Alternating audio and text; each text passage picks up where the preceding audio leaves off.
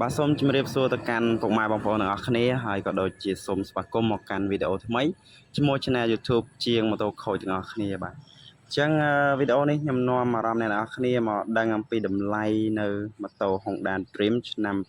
2026របស់យើងណាពុកម៉ែបងប្អូនទាំងអស់គ្នាបាទអញ្ចឹងដោយសារតែថ្ងៃនេះគឺជាថ្ងៃទី18ខែ9ឆ្នាំ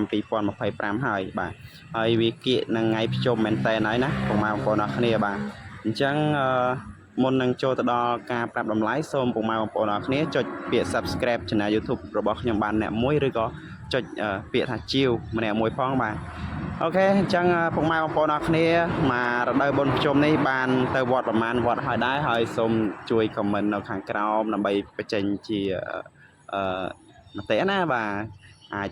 ទៅបានវត្តហើយអញ្ចឹងទៅបាទអូខេឥឡូវយើងកុំនិយាយវិញឆ្ងាយច្រើនហើយកុំហួសទៅដែន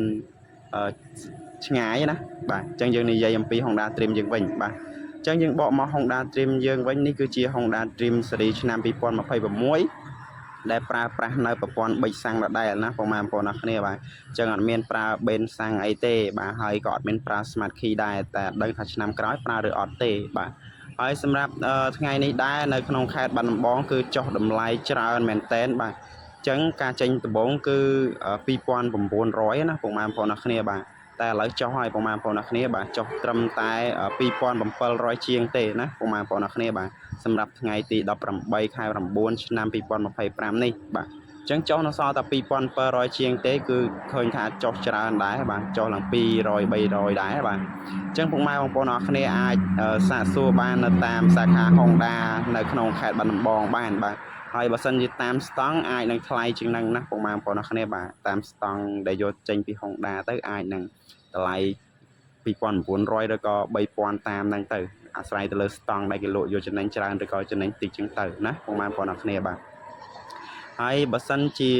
Honda Dream មានតម្លៃអាប់ដេតអីយ៉ាងណាខ្ញុំនឹងចែករំលែកជូនពុកម៉ែបងប្អូនទាំងអស់គ្នាទៀតបាទហើយវីដេអូនេះខ្ញុំមិនបានថតថ្មីទេហើយវីដេអូនេះដោយសារតែខ្ញុំថតពីមុនមកហើយខ្ញុំយកវីដេអូចាស់កាត់ជា2ជា3ជា4កំណាត់លាយចូលគ្នាដើម្បី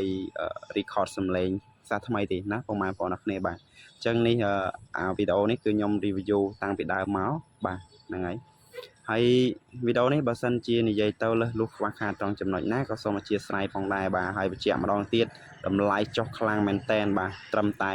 2700ជាងទេពុកម៉ែបងប្អូនអរគ្នាអាចសាកសួរបាននៅសាខា Honda នៅក្នុងខេត្តបាត់ដំបងទាំងប្រមាណសាខា3 4សាខាហ្នឹងអាច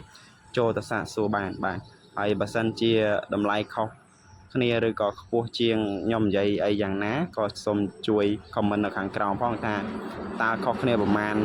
ដុល្លារអញ្ចឹងទៅណាពុកម៉ែបងប្អូនអរគ្នាបាទអញ្ចឹងកុំភ្លេចជួយ comment នៅខាងក្រោមផងថាតម្លៃហាងមួយណារាំងថ្លៃហាងមួយណារាំងទូថ្លៃបញ្ចេញតែទាំងអស់គ្នាបាទសូមអរគុណ